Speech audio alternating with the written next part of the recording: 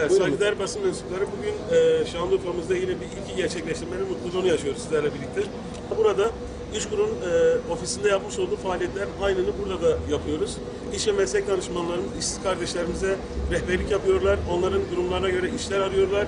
Girişimcilik faaliyetlerimiz hakkında, toplum yararına program hakkında, işsizlik sigortası hakkında çeşitli bilgiler verip İşkur'un farkındalığını artırmaya çalışıyorlar. Burada şu ana kadar arkadaşlarımızdan aldığımız bilgiye göre otobüsümüz 19 durakta yaklaşık olarak 28 bin kayıt yaparak kırılması güç bir rekora imza attı. İnşallah bugün burada belediyemizin önünde Şanlıurfa'nın en yoğun olduğu, insan yoğunluğunun en çok olduğu yerde bu faaliyeti yapacak. Daha sonra da yarın Eyüp Peygamber Camii'nin orada kardeşlerimize, işsiz kardeşlerimize ya da işini daha iyi bir noktaya getirmek isteyen kardeşlerimize, kendi işini kurmak isteyen kardeşlerimize bir şekilde rehberlik yapacak.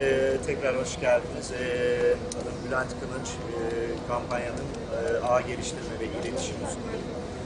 Projemizin amacı kamu istihdam hizmetlerine olan erişimin artırılması kampanyanın amacı.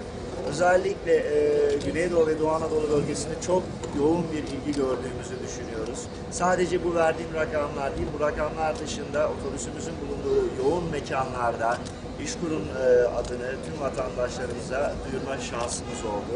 Temenni ediyoruz ki İşkur diğer hizmetleriyle de önümüzdeki yıllarda Türkiye'deki iş gücü piyasasında istihdamdaki payını çok daha yükseklere bu kampanya sayesinde ulaştıracaktır.